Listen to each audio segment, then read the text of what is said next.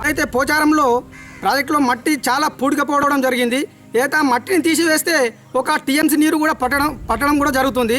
అందులో ఒక 15 ఎకరాల గుట్ట కూడా ఉంది. ఆ గుట్టను తీసి వేరే ఘట్ట ప్రాంతాన్ని చేరినట్టయితే ఇంకొక టీఎంసీ నీరు కూడా ఆగడానికి ప్రయత్నం ఉంటుంది. అలాంటి ప్రయత్నాలు చేయకుండా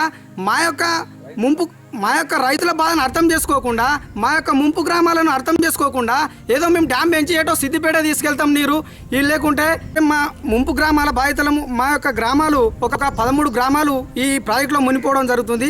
అందుకని తక్షణమే ఈ ముంపును ఎత్తు పెంచకుండా విరమించుకోవాలి. ఒకవేళ డ్యాము ఎట్టి పరిస్థితులను కట్టినట్టయితే ప్రాణ త్యాగాలకైనా ఆత్మహత్యలకైనా ఎలాంటికైనా సిద్ధపడతాం. ఖచ్చితంగా కట్టనివ్వం. కట్టినా కానీ ఒకవేళ ఊరుకోము. ఖచ్చితంగా ప్రభుత్వానికి హెచ్చరిస్తున్నాం. తక్షణమే ఈ ఎత్తును పెంచడము విరమించుకోవాలని కేసీఆర్ గారిని మరియు నీటిపారుదల శాఖ మంత్రి హరీష్ రావు గారిని ఖచ్చితంగా కోరడం జరుగుతున్నది. ఈ పోచారం డ్యామ్ పెంచడం వల్ల మా యొక్క బతుకు నాశనం అయిపోతుంది. ఇది మాకు జీవన్ మరణ సమస్య. అయితే ఈ పోచారం డ్యామ్ పెంచితే మా యొక్క ఉన్న భూములన్నీ నాశనం అయిపోతాయి. 3 ఎకరాలు ఆయనతో మునిగిపోతుంది. మా భవిష్యత్తు దానిపైనే ఆధారపడి ఉంది. మేము చదువుకోవాలంటే కూడా దాని ఆధారం వల్లనే మేము తెలంగాణ అంటే తెలంగాణ కోసం కొట్లాడి జైల్లోకి వెళ్ళి బలిదానాలు చేసినైతే మాకు ఇచ్చే బహుమానం ఇదేనా?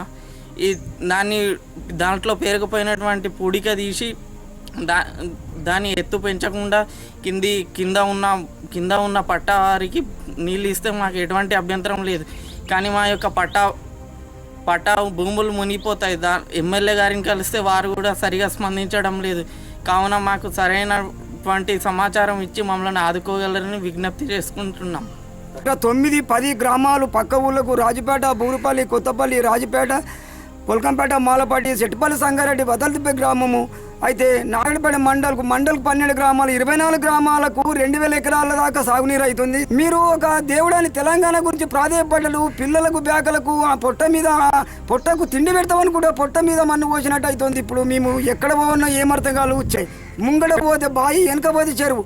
తెలంగాణ కోసం యుద్ధం చేసి మా దేవుడు, మా తల్లిదండ్రి, మా నాయన తండ్రి అన్న అనుకున్న మాకు ముప్పు గురయ్యి ఇప్పుడు ఏం చేయాలో సమధి కాకుండా ఈ డ్యామ్ కట్టి నుంచి ఒక్క ఇంటింటికి మనిషి నిద్రపోకుండా రాత్రి నిద్రలో లేచి కూడా మనిషి ఏం చేయాలన్న సమధి అయితే లేదు. ఏమి చావన్నా బతకన్నా అర్థమవుతుంది. సస్తే తండ్రి చావాలనుకుంటే పిల్లలు ఏం చేయాలి? పిల్లల గురించి బతకన్నా దాని గురించి బతకన్నా ఏం చేయాలి? కేసీఆర్కి కృతజ్ఞతలు తెలుపుకు ధన్యవాదాలు.